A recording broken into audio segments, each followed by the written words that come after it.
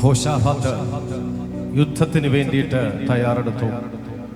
ശത്രു സൈന്യം മോവാബ്യരും അമോന്യരും കടന്നു വന്ന് ആക്രമിക്കുവാൻ വളഞ്ഞപ്പോ എന്ത് ചെയ്യണമെന്നറിയത്തില്ല. പ്രബലന്മാരാണ് ശത്രുക്കൾ. ഞങ്ങളെക്കാളും 3-4 ഇരട്ടി പ്രബലന്മാരാണ്. ഇവിടെ ആൾബലം കൊണ്ട് ജയിക്കുവാൻ കഴിയത്തില്ല, ബുദ്ധി കൊണ്ട് ജയിക്കുവാൻ കഴിയത്തില്ല. ദൈവസന്നിധിയിൽ അനുഭവ സമ്പത്തുള്ള യഹോശാഫാത്ത് ഒരു തീരുമാനമെടുത്തു. ഒരേ ഒരു വഴി, ആരാധിക്കുക. ആരാധനയ്ക്ക് മാത്രമേ ജയിക്കാൻ കഴിയത്തുള്ളൂ. ആരാധിക്കുന്നവനെ വിജയം കിട്ടത്തുള്ളൂ. തന്ത്രശാലി എന്നുള്ളതിലുപരി ഭക്തനായിരിക്കുന്ന യഹോശാഫാത്ത് നോക്കിയപ്പോൾ ഈ പടയാളികൾക്ക് ആക്ച്വലി നന്നായിട്ട് ആരാധിക്കാൻ അറിയത്തില്ല. അവർക്ക് യുദ്ധം ചെയ്യാൻ മാത്രമേ അറിയത്തുള്ളൂ. അതുകൊണ്ട് ഇവരെ വെച്ചൊരു ആരാധന നടത്തി കഴിഞ്ഞാൽ ഇവർ വേഗത്തിൽ ആരാധിച്ച് ക്ഷീണിച്ചു പോകും, വിജയിക്കത്തുമില്ല. അതുകൊണ്ട് ആരാധിക്കാനും വാദ്യോപകരണങ്ങൾ വായിക്കാനും കുറേ പേരെ പോസ്റ്റ് ചെയ്യുക എന്നുള്ളതാണ് ഈ ക്രിട്ടിക്കൽ സ്റ്റേജിൽ നമുക്ക് ആവശ്യം.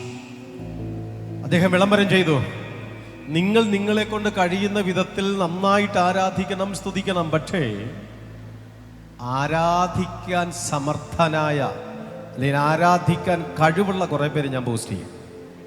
Praise God. ഒരുപക്ഷെ ഒരു സഭയിലെ പ്രയർ വാരിയേഴ്സിനെ ഏറ്റവും മുൻപന്തിയിലിരിക്കുന്നത് നമ്മുടെയൊക്കെ ചർച്ചിലും അത് തന്നെ. ഈ മുൻഭാഗത്ത് 2-3 ലൈൻ എന്ന് പറയുമ്പോൾ അവരേറ്റവും പ്രാർത്ഥിക്കുന്നവരായിരിക്കും, ഏറ്റവും ദൈവത്തെ സ്തുതിക്കുന്നവരായിരിക്കും, വളരെ ശക്തന്മാരായിരിക്കും. കാരണം അവർക്ക് മുൻപിൽ ദൈവം സീറ്റ് കൊടുത്ത് ഇരുത്തിയിരിക്കുമ്പോൾ നിങ്ങൾ നന്നായിട്ട് ആരാധിക്കാനും പ്രാർത്ഥിക്കാനും വേണ്ടിയിട്ട്. യഹോശാഫാത്ത് ആരാധിക്കാൻ സാമർഥ്യമുള്ളവരെല്ലാവരെയും പടയുടെ മുമ്പിലങ്ങ് നിർത്തി. അവർ ദൈവത്തെ ആരാധിക്കാനായി തുടങ്ങി, ദൈവത്തെ അവർ സ്തുതിക്കുവാനായിട്ട് തുടങ്ങി. മോവാബ്യരും അമോന്യരും ഒന്ന് പതറി.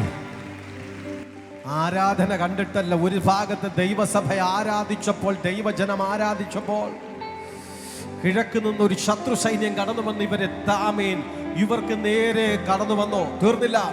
അത് കഴിഞ്ഞപ്പോൾ അമോന്യരും മോവാബ്യരും ചെറിയൊരു വാക്കുതർക്കം. ഇവർ ഒറ്റയ്ക്ക് നിന്നവരാണ്. ഇവർ ഒറ്റയ്ക്ക് സ്ട്രോങ് ആയിട്ട് നിന്നവരാണ്. പക്ഷേ ദൈവസഭ ഒരു ഭാഗത്ത് ആരാധിച്ചപ്പോൾ ദൈവജനത്തിന് വിപരീതമായിട്ടൊരു കൂട്ടുകെട്ടുണ്ടായിരുന്നു.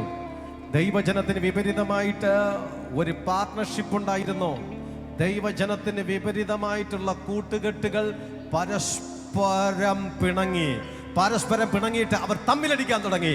തമ്മിലടിച്ചപ്പോൾ ഒരു വിഭാഗം ജയിക്കുകയും മറ്റൊരു വിഭാഗം തോൽക്കുകയല്ല, അവർ രണ്ടുപേരും തമ്മിലടിച്ചു മരിച്ചു. ഇതത്ര ആരാധനയുടെ പ്രത്യേകത. ഇന്ന് പ്രഭാതത്തിൽ ആത്മാവിൽ ഞാൻ വിളിച്ചു പറയട്ടെ, നിനക്കെതിരായിട്ട് ചില വെല്ലുവിളികളുണ്ടോ? നിനക്കെതിരായിട്ട് ചില കൂട്ടുകെട്ടുകളുണ്ടോ? നിനക്കെതിരായിട്ട് ചില പിശാചിന്റെ കുടിയിരിപ്പുകളുണ്ടോ? നിനക്കെതിരായിട്ട് ചില അന്ധകാര വ്യാപാരങ്ങൾ സംഘടിച്ചു കൊണ്ടിരിക്കുകയാണോ? നിനക്കെതിരായിട്ട് ഏതെങ്കിലും പ്രതിസന്ധികൾ, പോരാട്ടങ്ങളുണ്ടോ? ഒരേ ഒരു മാർഗം, യഹോശാഫാത്തേ, ഒരൊറ്റ മാർഗം, നീ ആരാധിക്കണം. ഇല്ലെങ്കിൽ ആരാധിക്കുന്നവരെ കൊണ്ട് ആരാധിപ്പിക്കണം. ഒന്നുകിൽ നീ ആരാധിക്കണം, അതിനോടൊപ്പം ആരാധിക്കുന്നവർ ആരാധിക്കണം. നിനക്ക് ആരാധിക്കാൻ കഴിഞ്ഞില്ലെങ്കിൽ നീ ആരാധിക്കുന്നവരുടെ അടുത്ത് ചെന്നിരിക്കാൻ മറക്കരുത്. നിന്നിൽ ആരാധന വെളിപ്പെടുന്നില്ലെങ്കിൽ ശക്തമായിട്ട് ആരാധിക്കുന്ന ചില അഭിഷിക്തന്മാർ ഈ കൂട്ടത്തിലുണ്ട്, അഭിഷിക്തകൾ ഈ കൂട്ടത്തിലുണ്ട്. അവരുടെ അടുക്കൽ ചെന്ന് ചൂട് പറ്റിയിരിക്കാൻ മറക്കരുത്.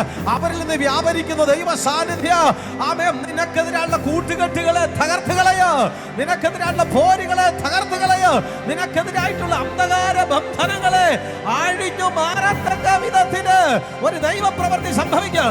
ആമേൻ തോൽവിയെ ഭയക്കുന്നവർ ഈ കൂട്ടത്തിലുണ്ടോ? ജയിക്കാൻ ആഗ്രഹിക്കുന്നവർ ഈ കൂട്ടത്തിലുണ്ടോ? പ്രതിസന്ധികളെ ജയിക്കാൻ ആഗ്രഹിക്കുന്നവരുണ്ടോ? ആരാധിക്കാൻ റെഡിയായിക്കോ.